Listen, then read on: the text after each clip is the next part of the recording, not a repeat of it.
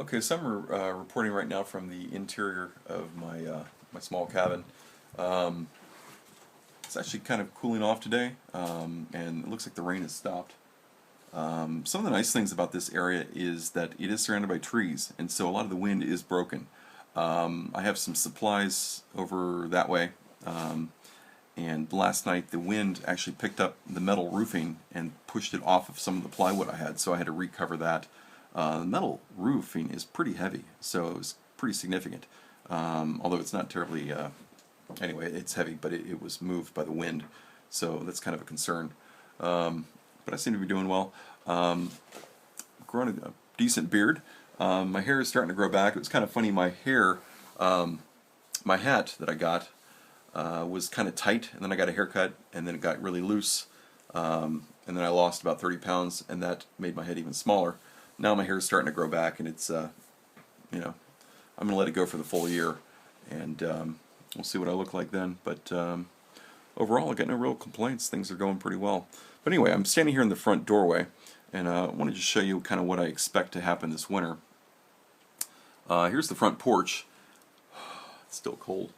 The front porch, the house is built on blocks. I have it on 8 blocks right now, and I may actually put in some additional supports under these blocks. I've got a 20-ton bottle jack, kind of like a car jack, except it holds 40,000 pounds, which is wonderful. So I could actually readjust the support of the house if I needed to, but I don't plan to do that unless I absolutely have to. Anyway, my point is that right now the house is up on blocks, and those are about 2 feet.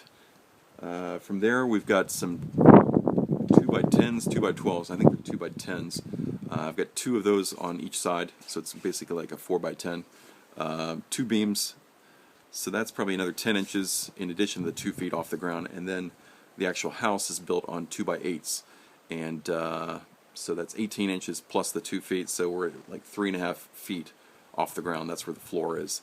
Now the roof, the first floor is 8 feet tall, so that's 11 feet tall, and then the front of the house, I've inclined it probably another 3 feet, so that's at what, 14 feet, and the edge of the roof is probably another 2 feet over that.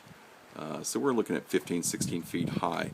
The upper window is probably only at about 11 feet off the ground. Now hopefully we're not going to get snowed in too badly, but we could. Last year at sea level, on the island, let's see, over here, that's Chenega Bay.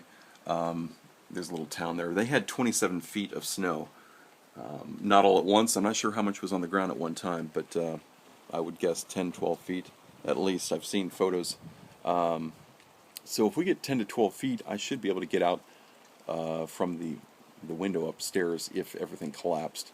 But I plan to keep up with the snow removal, and I'll probably be digging out here, either digging a tunnel, which might actually save me some effort.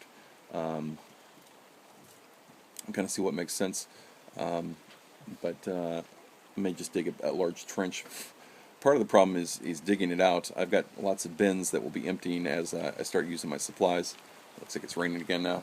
And then the other option is to I can use the bins to actually just fill those and then carry the snow somewhere else. So kind of concerned. That's a lot of snow and a lot of weight. On the positive side, I've got nothing to do but move snow away from my house, and then make coffee and drink and read and do some writing, I guess. But I don't know, 3 or 4 hours of hard manual labor a day should keep this the yard fairly clear. As long as I don't get buried in completely, I think I'll be okay. One of the concerns, obviously, is if I get completely buried in, I can't get out to the outhouse, which is another thing I'm going to have to dig down to. Also, there's a real possibility that you can suffocate, particularly if you're in a house and you're burning wood-burning stove. That's consuming oxygen, and you can basically suffocate pretty quickly without even realizing there's a problem. You just go to sleep and die. So maybe I should have brought a canary, but I didn't. But I think I'll be okay. Anyway, that's kind of my worst case scenario. My worst case envisioning it would be sitting on this yard looking at 15, 16 feet of snow, Not being able to go hunting, go fishing, basically spending a couple hours every day digging out, clearing off the roof to make sure that doesn't collapse, digging a trench out to the outhouse, and then I've also got my dog that needs to go out and use the restroom somewhere, so we'll see what we can do. Hopefully she can, I don't know what we'll do, but we'll figure it out. Hopefully I won't have to climb out the front window to get out. I'll just keep this front way clear. Another interesting thing about the design of the house is that the door opens inward. Most houses, or many houses, and public buildings have the doors open out. So if there's a fire and people panic or whatever, you won't get trapped by people pushing to open the door. It'll be okay. But in this case, the door opens inward, so that if I have, you know, a wall of snow, I can still open the door and dig out, I guess. I'll probably bring some empty bins in, and if I have to dig out, I can just dump the snow in the bins and go from there. For water collection in the wintertime, that's probably one thing I'll do, is I'll have probably 3 or 4 clean bins, and I've got quite a few of them. Some of them are 40 or 50 gallons. I can just fill them up with snow, which I have to remove anyway, and then bring it inside and let it sit and slowly melt. There's no real rush, but you know, if I've got the fire going, it'll slowly melt, so that's not bad.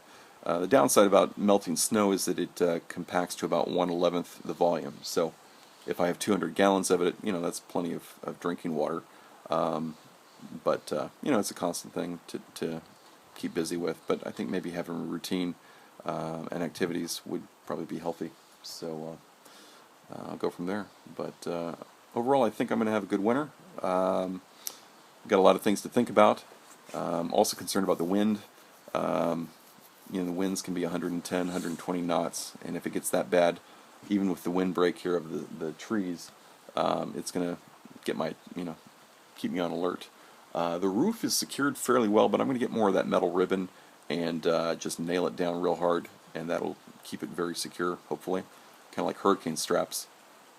Actually, it may be exactly the same thing, but some of the metal ribbon, which I think I've talked about before, does a good job at keeping things in place. So that's about it for now.